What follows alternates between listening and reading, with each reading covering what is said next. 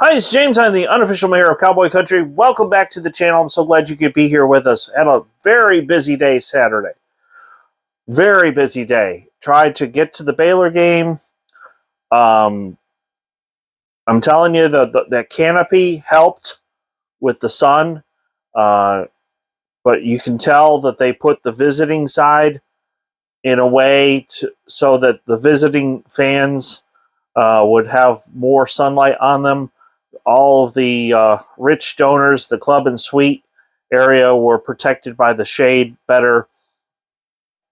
So it was done intentionally. But, you know, I would do the exact same thing if I was designing a stadium. Now, the reason I'm holding this, the one thing I didn't mention yesterday, when I did the Baylor video, and I got one of these when I visited Floyd Casey many, many years ago, is that I walked away from that football game saying, this is the perfect cup. Now, let me show you quickly. I hate to get out of the camera, but... oh. Sorry, it's over here.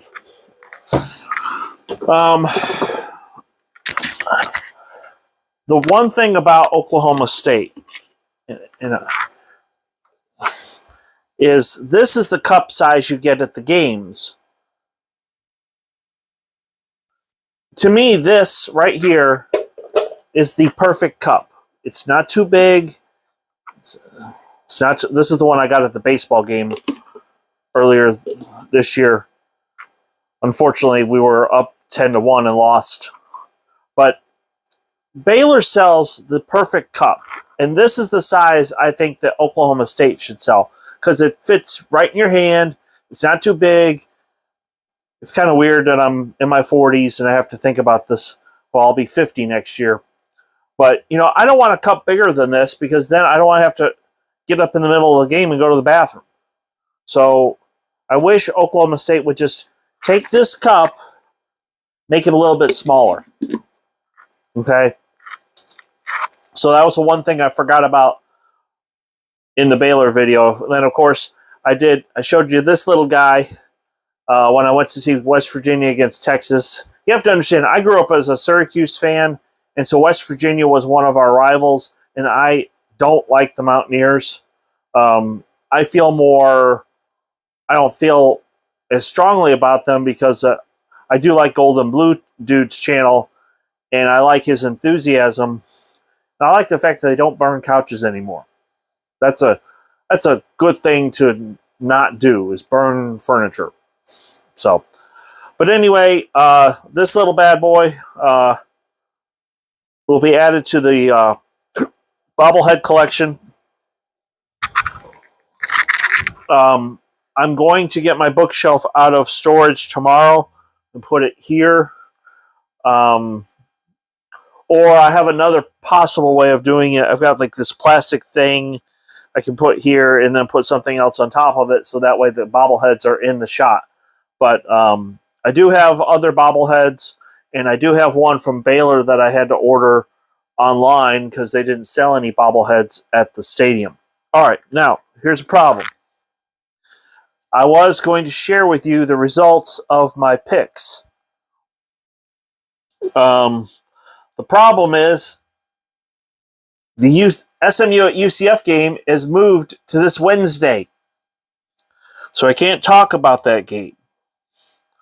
So what I'll do, let's talk about these games, and then what I'll do Wednesday night is I will watch the UCF game, and then I'll give you another video on that. So we'll have to split this up into two videos. I apologize, but it is what it is. I did catch some of the TCU game or OU at TCU on my way to Waco. YouTube TV is pretty good. My goodness. See, here's the problem. At the beginning of the year, I thought Max Duggan had graduated. I thought he was done with his eligibility. So I didn't think he was going to be there. Had I known that Max Duggan had another year of eligibility, I probably would have had a much higher view of TCU at the beginning of the season. He is like Baker Mayfield. He is gritty. He's gutsy. He's not the most athletic guy on the football field, but he's the most determined, and he has got guts. And honestly, I think he'll at least make a good backup in the NFL, if not starter. Did pick Kansas State over Texas Tech just because it was at home.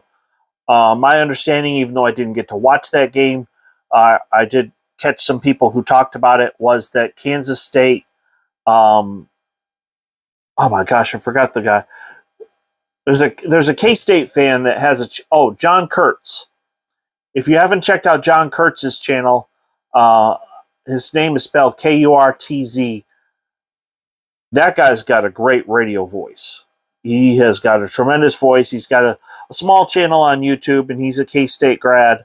But he was saying that basically Kansas State got their running option, mobile quarterback game going in the second half, and that's why they were able to beat Tech. The Oklahoma State versus Baylor game, I'm telling you, I'm very, very happy about what I saw. And then, yes, on my way from Waco to Austin, I put the radio channel. I have an app called Simple Radio. That way I could listen to Dave and Tom and Robert Allen on the 93.7 KSPI broadcast. And I loved it when Robert said, we need to be able to run the football in the fourth quarter and put this game away. And I was like, yes, that's exactly what they did. So between Richardson and Ollie Gordon, who has proven to be I'm telling you, Ollie Gordon's the future for Oklahoma State. He's going to be a tremendous, tremendous running back. He's still learning, though.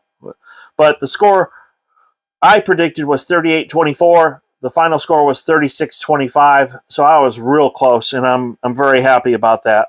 I'm happy for KU, Rock Chalk Jayhawk. Great guy, great game, guys. Look, all the Jayhawks have to do is win one more game, and they're bowl eligible. I just think that's tremendous. I'm excited for the KU fans. Obviously, I don't want them to beat Oklahoma State, but I do wish them well, and I hope that they get to go to a nice bowl game. And the Alamo Bowl would be really cool for them if they could win enough games to get to the Alamo Bowl. To have those KU fans drive south and come down to where it's a little bit warmer here in Texas in San Antonio. I think that would be awesome. Of course, I was at the West Virginia-Texas game. Didn't talk a whole lot about the game in the video. Of course, when I was outside the stadium, I had this lady who was giving me a hard time while I'm trying to film. She was yelling, "He's a spy! He's a spy! Hook 'em horns!" It's just really belligerent and drunk. So I didn't want to argue with her. But I'll tell you, Texas, I think they're starting to get it. They were starting to use Bijan Robinson a lot more. And there was one play, it didn't work. But Sark drew up this play where he had two backs in the backfield. They faked the handoff to Robinson, and the other back, he didn't do a wheel route. He just kind of did, basically just ran up the field 10 yards and turned around. A nice little hook pattern. And Card faked the handoff and almost like in one motion, just boom, and then threw the ball, and he did it so fast, they didn't complete it. But from an X's and O's point of view, I mean, because I was way up there, trust me, those seats in the upper deck, they're pretty high up there. There's room for 100,000 people, and that's why, because you're way up there. But from an X's and O's point of view, that play was really well drawn up. So you can see the potential that Sark has as a coach. I mean, he's got a good football mind. Now, I did pick A&M to beat Mississippi State. I was wrong about that one. Looks like Mike Leach has got his system in place, and they are more run heavy or pass heavy than run heavy, and it showed. Like I said, the SMU UCF game hasn't even taken place yet, so I can't talk about it. Cincinnati did beat Tulsa, which was good. Remember, I'm including the teams that are going to join the Big 12. BYU did beat Utah State. I'm not surprised that it was a close game. You have to understand that the Utah State players, deep down inside, even though they're Mountain West, they know BYU is joining the Big 12. In their mind, they deserved to be recruited by teams like Utah, which is in the Pac-12, and BYU, which is going to be in the Big 12. In their mind, they should have been recruited by better schools. And so I wouldn't call it as big of an in-state rivalry as I would the Utah-BYU series is, the Holy War. But clearly those kids at Utah State want to win. So, and I think they got a good program. I really do. I've been to their stadium. You can see the video if you want. Maverick Stadium is a good facility, and easily, if they added an upper deck on the other side opposite where the club and suites are, they could bump that capacity up to 40,000 plus easily. So, and they could also add an upper deck on the one end zone. Tulane at Houston, I was wrong about that one. Looks like Tulane's for legit. I mean, they beat Kansas State. They beat Houston. I underestimated them, and that's my fault. So I'm 6-3 this week. I'm not going to add it to the overall total until the SMU UCF game. But I do believe that with SMU basically stealing TCU's coach, I think they're going to be better this year. I think they're going to have a lot of success. It's the Dallas-Fort Worth Metroplex has got a lot of great recruits, and with SMU about to start their construction project in December, their facilities are going to improve. So I expect SMU to be a viable candidate. I think they would make a great addition to the Big 12. And I'll say this before. I said this before, and I'll say it again. Texas is growing. Florida is growing. Utah is growing as well. So if you're going to expand the Big 12, if you can't get the Arizona State, Utah, and Colorado, you want to get schools from Florida and Texas because those states are growing. And, of course, more people, bigger population, more TV viewers in the future, and therefore, bigger footprint.